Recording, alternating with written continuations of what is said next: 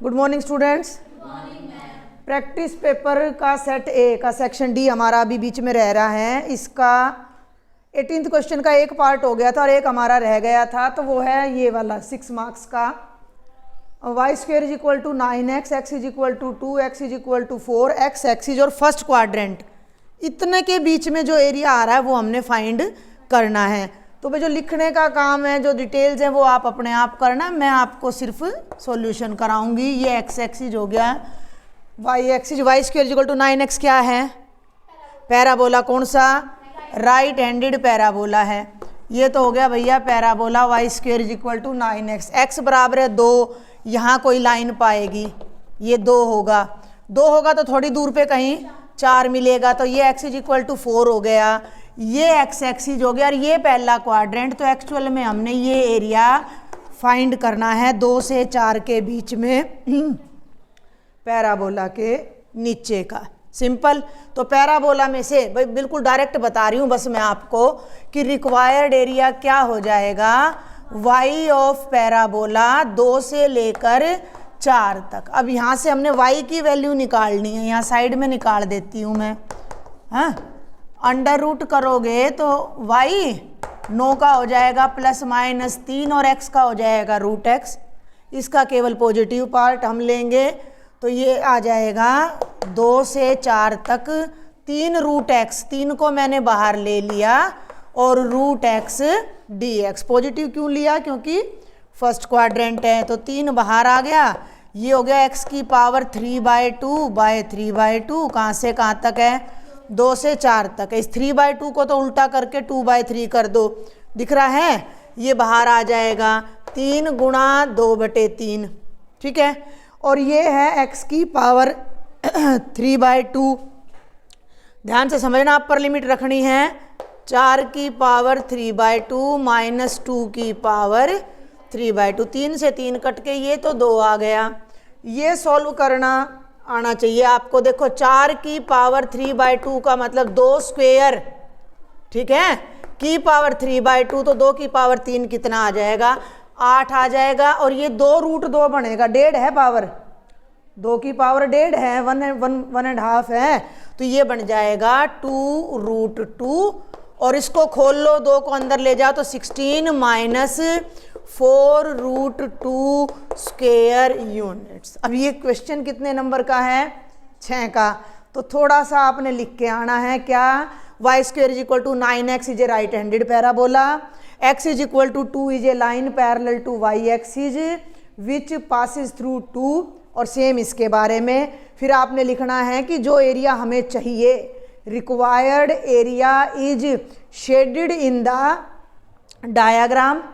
फिर आपने लिखना, इसको नाम भी दे सकते हो भाई, ABCD, तो चाहो तो ऐसे लिख लेना, नहीं तो रिक्वायर्ड एरिया। तो इतनी सी इंट्रोडक्शन आपने जरूर लिखनी है, नहीं तो थोड़े से नंबर आपके कट सकते हैं। अब चलते हैं 19th पे। अब है भाई क्वेश्चन नंबर 19, 2 पार्ट है, दोनों 3D में से आ रहे हैं, तो इसके अनुसार भाई 3D में से ही चॉइस, 3D या वेक्टर में से। Find the distance between the point P, मैं साथ साथ थोड़ा सा डायग्राम सा बना दूं।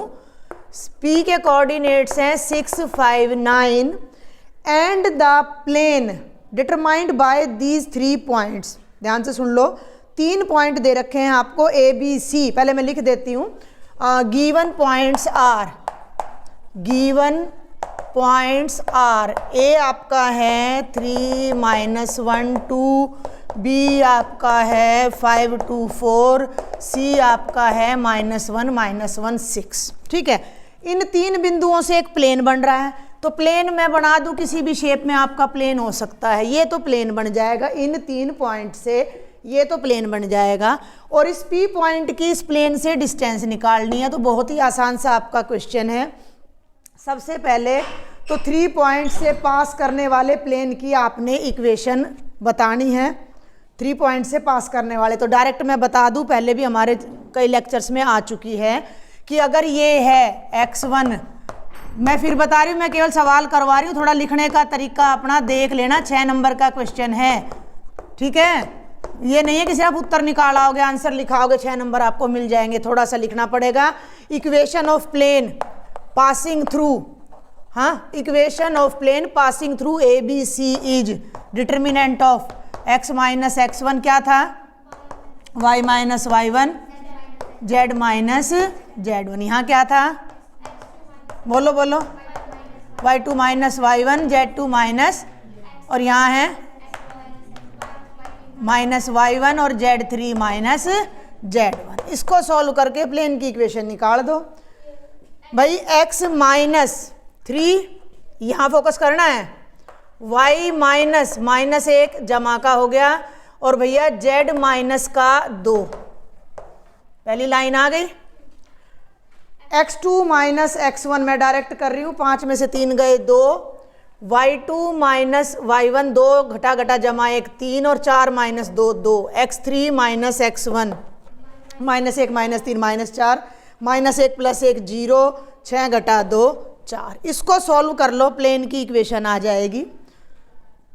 डायरेक्ट करना पड़ेगा, या ऐसा करो सेकंड कॉलम से एक्सपेंड कर दो, एक तो 0 मिलेगी कम से कम, सेकंड कॉलम से एक्सपेंड कर दो। अब ध्यान से देखना मैं कैसे एक्सपेंड कर रही हूँ, ये नेगेटिव आएगा तो माइनस ऑफ y प्लस 1, ये रो और कॉलम और रो गया 2 2 माइनस 4 माइनस 4। ठीक है भाई, अगले पे आ जाओ, ये प्लस का आएगा नहीं, 1 1 2 1 2 2 प्लस आएगा। ठीक है, 3 तो ये रो गई, और भाई ये कॉलम गया x minus 3 z minus 2 minus का 4 और प्लस का 4, और अगली टर्म क्या आने वाली है, 0 आने वाली है। ठीक है, ये विजिबल है ना अपन स्क्रीन में भाई। Minus of y plus 1 8 plus 8 आ जाएगा ये हमारा। आगे करो तो ये आ गया प्लस का 3, इधर से करती हूँ, प्लस का 3, और ब्रैकेट में देखो भाई 4x माइनस 12, ठीक चल रही हूँ, और देखो माइनस आएगा तो वो माइनस इसके साथ मिलके हो जाएगा प्लस 4z माइनस 8। ठीक है, प्लस का 4z माइनस 8। इसको अब ऊपर सॉल्व करते हैं हम एक बार, यहाँ पे ये हो जाएगा 8 और 8 16। इसको इरेज कर दूं यहाँ से, तो प्लेन की जो इक्वेशन आएगी ये 16 है। इससे करोगे तो माइनस 16y माइनस 16, दोनों ब्रैकेट खोल दी मैंने, शॉर्ट में करेंगे। 4 3 जा 12x, 3 4 जा 12z, और 12 और 8 हो गया 20, और 20 3 हो गया 60, इज इक्वल टू 0। ठीक है, ये हमारी इधर आना था, ये मैं लगाया नहीं मैंने, इज इक्वल टू 0, ये हमारे प्लेन की इक्वेशन आ जाएगी। इसको कर लो स्टैंडर्ड फॉर्म में, x फिर y फिर z, तो ये बन गया 12x घटा 16y जमा 12z, और माइनस का 76 बराबर है 0। जो भी पॉसिबल कॉमन है वो ले लो, 4 से जा रहा है ये, तो इसको मैं लिख सकती हूँ 3x minus 4y plus 3z minus 19 is equal to 0। ये आ गई प्लेन की इक्वेशन। अब एक छोटा सा फॉर्मूला मैं बता दूं, अगर कार्टेशियन फॉर्म में ये आपके प्लेन की इक्वेशन है, और किसी पॉइंट, वो x1 y1 z1 अलग थे, ये अलग हैं, से प्लेन की डिस्टेंस निकालनी है, तो हम क्या करते थे कि ये तीनों पॉइंट इसमें पुट कर दिए, ax1 जमा by1 जमा cz1 जमा d, और सारे के बटे a स्क्वेयर जमा b स्क्वेयर जमा c स्क्वेयर का अंडर रूट, वो ये वाली डिस्टेंस आ जाएगी। फॉर्मूला वहाँ लिख दिया, तुम अपना लिख लेना। अब मैं डायरेक्ट डिस्टेंस निकाल रही हूँ यूजिंग दिस वन। फिर देख लो, ये तो प्लेन है, वो पॉइंट है 659, तो उस पॉइंट को इसमें पुट करना है। 3 into 6 minus 4 into 5 plus 3 into 9 minus 19। Modulus क्यों लगाया? हाँ, आंसर प्लस में चाहिए, नेगेटिव हो तो उसको हम अवॉइड कर देंगे। ये 3 का स्क्वेयर जमा 4 का स्क्वेयर जमा 3 के स्क्वेयर का अंडर रूट। इसको सॉल्व कर दो, बिल्कुल आसान सा क्वेश्चन है। 36 18 घटा 20 जमा 27 घटा 19 का मॉडुलस, और नीचे कितना आएगा? 16 और 9 25 और 9 34 का अंडर रूट। जोड़ो इसको, 18 और 27 45, 45 में से 20 गए 25, और 25 में से 19 गए 6। ये आ जाएगा 6/√34, ये हमारा आंसर आ जाएगा, डिस्टेंस आ जाएगी। ठीक है, समझ आ गया। आगे चलो। 19th में चॉइस दे रखी है, वो भी बहुत आसान है। क्वेश्चन पेपर मैंने कह दिया था, नहीं हो तो टेलीग्राम वाले ग्रुप पे मैंने डाल रखा है। ठीक है, और व्हाट्सएप ग्रुप पे भी मैं डाल दूंगी अगर कहोगे तो। Find the distance of the point, फिर से डिस्टेंस आ रही है, पर किसकी आ रही है डिस्टेंस वो देखना। एक पॉइंट P दे रखा है, -1, 5 और -10।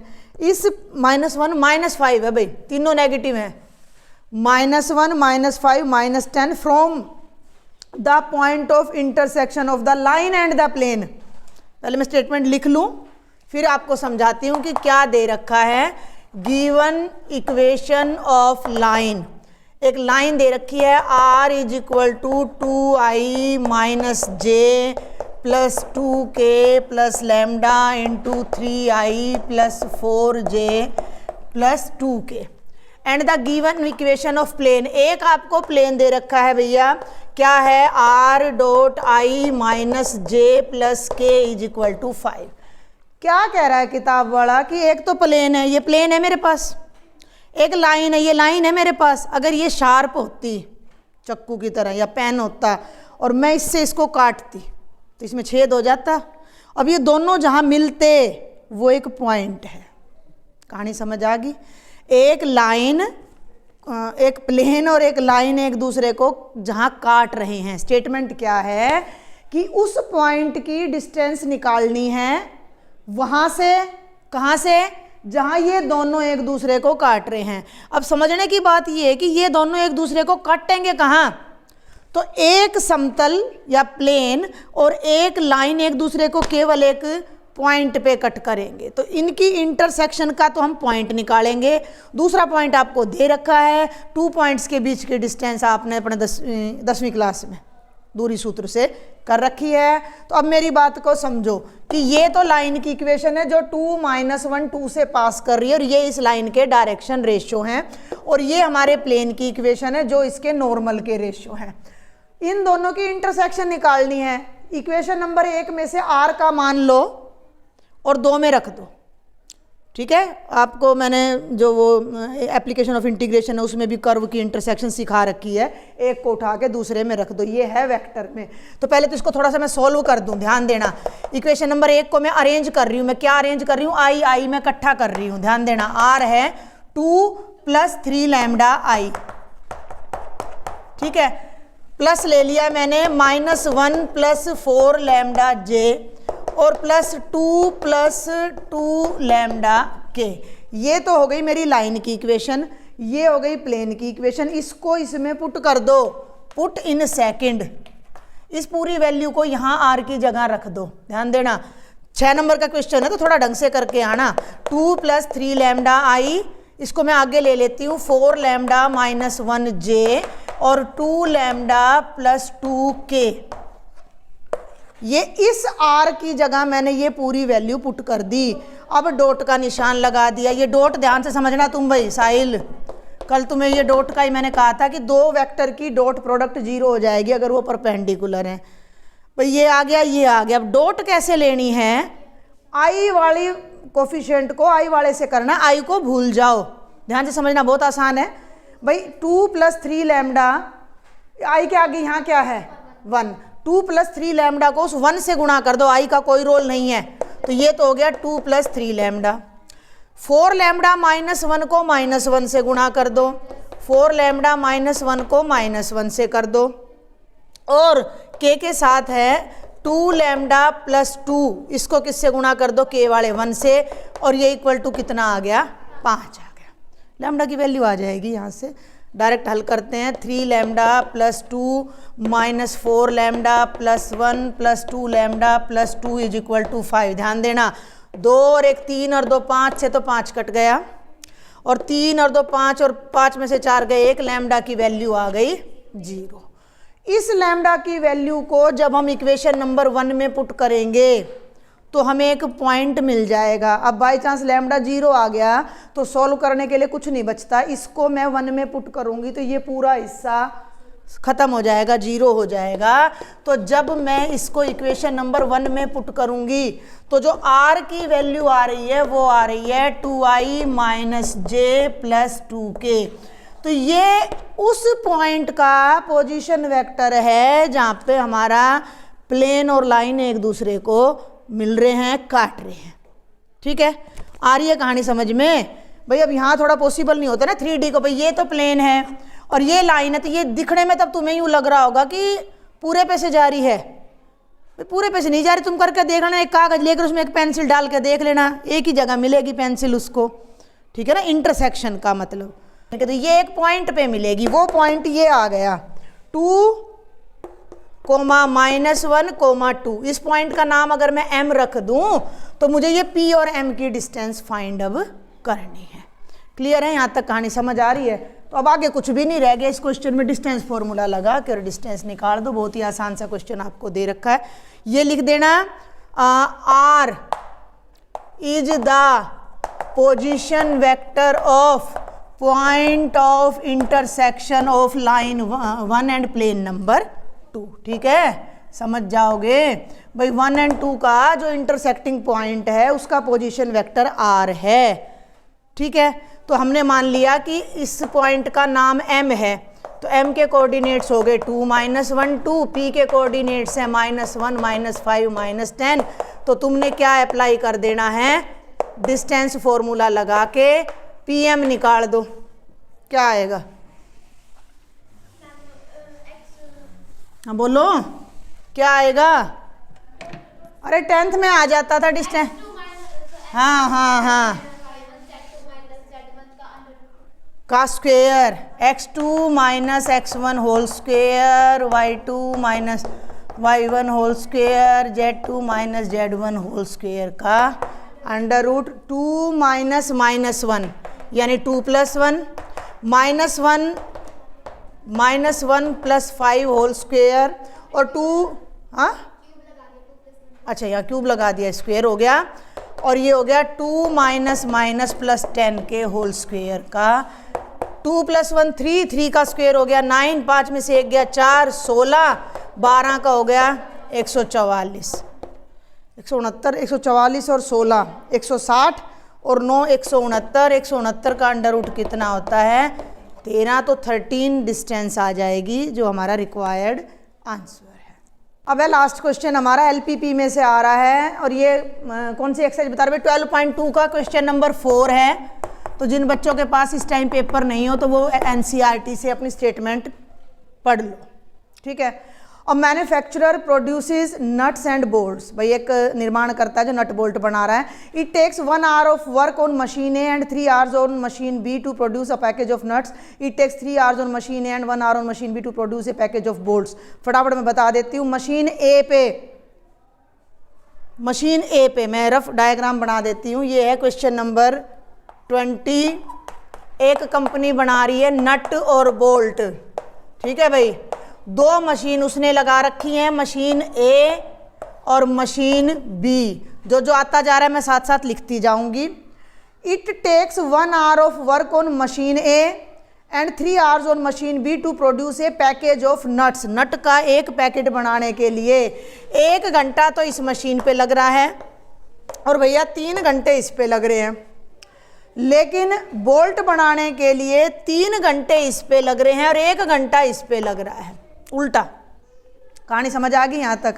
ही अर्न्स ए प्रॉफिट ऑफ ₹17.50 पर पैकेज ऑन नट्स। तो नट्स बोला है तो नट्स वाली लाइन में जाओ, पार्टीशन दो, यहाँ पे लिख दो प्रॉफिट ₹17.50 पर पैकेज, पैकेट कर दो एंड 7.0 यानी 7 रुपये का प्रॉफिट हो रहा है बोल्ट के पर पैकेट पर। रुपए लगा देना, रुपए नहीं लगाए मैंने।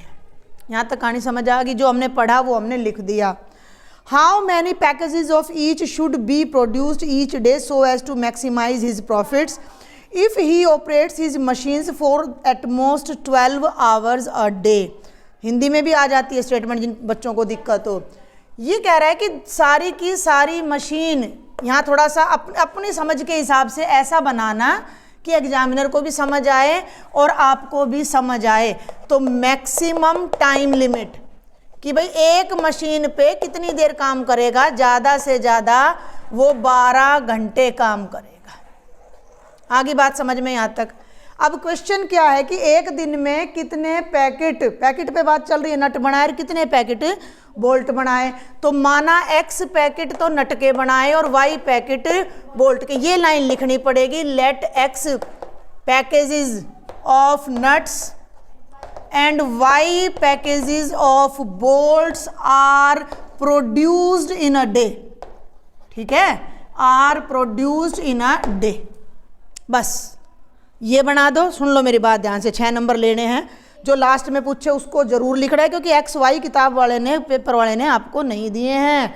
आप लिख के आओगे कि लेट एक्स पैकेट फलाना के और वाई पैकेट उसके हमने बनाए। फिर आप ये टेबल बना दो, चाहे टेबल ऊपर बना दो, गलत नहीं होगा। फिर आ जाओ अकॉर्डिंग टू क्वेश्चन। अब अपने जो कंस्ट्रेंट्स हैं वो बनाने शुरू कर दो। ऐसे आना है, एक नट पे 1 घंटा लग रहा है तो एक्स नट पे लगेंगे x घंटे, एक नट पे 3 घंटे लग रहे हैं तो y नट पे लगेंगे 3 y घंटे। और ज़्यादा से ज़्यादा ये वाली मशीन 12 घंटे काम करेगी। 12 से कम बेशक कर लो, किस चीज़ का साइन लगाऊं, लेस देन इक्वल टू 12 का। ये हमारा पहला कंस्ट्रेंट आ गया। हाँ, 3x इज इक्वल टू 12, ये हमारा दूसरा कंस्ट्रेंट आ गया। x is greater than equal to 0, y is greater than equal to 0, ये तीसरा कंस्ट्रेंट आ गया। और इन तीनों के सब्जेक्ट में हमें प्रॉफिट अधिकतम चाहिए। तो अब आपने ये भी लिखना है कि let z be the profit function, जिसको हम अपना ऑब्जेक्टिव फंक्शन भी बोलते हैं। सुन लो ध्यान से, let z be the objective function या z be the profit function. तो आप यहाँ क्या लिखोगे कि रिक्वायर्ड LPP, रिक्वायर्ड, ये मैं बोल रही हूँ साथ साथ ना दिखे तो, LPP इज, LPP माने लीनियर प्रोग्रामिंग प्रॉब्लम। अब हमारी क्या बनती है कि हमें मैक्सिमाइज करना है किसको, z को। और z क्या है, 17.50x plus 7y, subject to the constraints 1 2 3। इनको दोबारा ना लिखना हो तो subject to the constraints number 1 2 and. ठीक है, अब फटाफट से मैं इनका ग्राफ बता देती हूँ।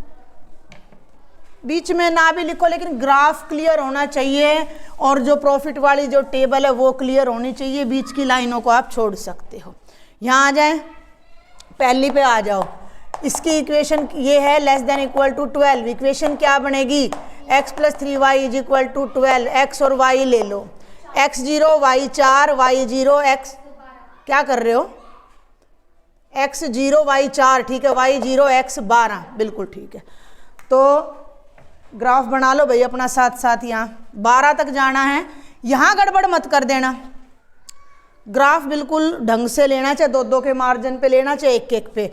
1 2 3 4 5 6 7 8 9 10 11 12, टेढ़ा जा रहा है मेरा तो। 5 6 7 8 9 10 11 12। तो ये 12 है, x 12 है और y 0 है और 1 2 3 4 है। ठीक है भाई, कंप्लीट लाइन आएगी, इन दोनों को मिला देंगे, ये हमारी पहली लाइन L1 आएगी। इसमें 0 0 पुट करोगे तो लेस देन 12 आ रहा है, तो एरिया जो है वो इसका ये डाउनवर्डेड एरिया आ जाएगा। ये 12 है, ये 4 है। दूसरा ग्राफ ले लो, 3x plus Y is less than equal to 12, यहीं ले लो। 3x plus Y is less than equal to 12। Equation बनाने के लिए इक्वल टू कर दो, x 0 तो y 12 और y 0 तो x 4। अब ये हो जाएगा और ये 4 हो जाएगा, दोनों को मिला दोगे तो ये आ जाएगा। इसका भी डायग्राम डाउनवर्डेड बनेगा। और x0 y0 का हमें पता ही है, हमें फर्स्ट क्वाड्रेंट में लेना है। तो हमारा जो फिजिबल रीजन है वो ये क्वाड्रिलेटरल आ जाएगा, जिसको हमने यहाँ शेड कर दिया। इसका नाम रख दो OABC। ए हमें ओ पता है हमें कितना है 0 0, ए कितना है 4 0, सी कितना है 0 4, बच क्या गया बी इन दोनों की इंटरसेक्शन से आ जाएगा। ठीक है, जो हम 10th क्लास से करते आ रहे हैं। पहली लाइन है x + 3y = 12, दूसरी लाइन को 3 से गुणा कर दूं, ये दूसरी लाइन है भाई, इसको 3 से गुणा कर दो, 9x + 3y = 36, minus minus minus cut गया, -8x = -24, x की वैल्यू 3 आ गई। x को यहाँ 3 रख दो, y भी 3 आ जाएगा। 3 12 में से 9 गए, 3 गए 9, 3 तिया 9, तो y भी हमारा कितना आ जाएगा 3 आ जाएगा। तो ये जो पॉइंट बनेगा, अगर ग्राफ तो सही देखो, अब लगभग मेरा भी ठीक है आज तो ग्राफ 3 और 3 आ रहा है, तो ये आपके 4 पॉइंट्स आ जाते हैं, कॉर्नर पॉइंट्स, जिन पर अब आपने z को चेक करना है। ठीक है, तो अब जल्दी से आपने एक टेबल और बना लेनी है। देखो जितना सधा हुआ सवाल करोगे एग्जामिनर को भी आसानी होगी, वो भी कोशिश करेगा कि भाई इसने साफ सुथरा कर रखा है, टू द पॉइंट सारी बात कर रखी है, तो फटाफट नंबर दे दो। ग्राफ सब देखते हैं, 2 नंबर ग्राफ के हो गए, 2 नंबर पूरी इंट्रो के और इक्वेशन के हो गए, और 2 नंबर एक 1.5 नंबर इस टेबल का हो जाता है। तो जो चीज़ जितनी साफ आप क्वेश्चन उसमें करके आओगे आंसर शीट पे, उतने आपको नंबर मिल जाएंगे। जेड क्या था 17.5x + 7y, थोड़ा सा बिड़ा कर दिया मैंने, ये तो 0 0 पे तो वैल्यू जेड की 0 आ जाएगी। ए का मतलब है 4 0, 17 चौकू 68, 70 आ जाएगा, ये कर लेना। ठीक है, 70 + 0 यानी 70 आ गया, और बी हो गया 3 3, बी हो गया 3 3। तो अब ये मुझे करना पड़ेगा, 3 5 15, 52 आ जाना चाहिए, 52 52.5 + 7 21। ठीक है, कैलकुलेशन देख लेना। तो ये आ गया भैया 63.5, और चौथा आ जाएगा सी 0,4, यहाँ 0 रखोगे तो 4 7 28, मैक्सिमम वैल्यू 70 है, जो कि 40 पे आ रही है। एक बार फिर से चेक करें, 3 5 15, 3 7 5 52, ठीक है। हाँ, यहाँ गलत है मैडम, ये 73 आएगा, ये जमा घटा, क्योंकि इस पे आ नहीं सकता, बोल्ट तो फिर बनाएगी नहीं कंपनी। ध्यान दो ना, 52 और 21 कितने हो गए, 71 हो गए ना, 73.5 ये नहीं है आपका, ये है मैक्सिमम। कब? जब x भी 3 है, यानी कि 3 ही तो पैकेट नट के बनाए कंपनी रोज, और 3 ही पैकेट अगर बोल्ट के बनाती है तो उसको सबसे ज़्यादा प्रॉफिट होगा। तो ये था आपका कंप्लीट प्रैक्टिस पेपर का सेट ए। सेट बी को अगले लेक्चर से शुरू करेंगे। Thank you.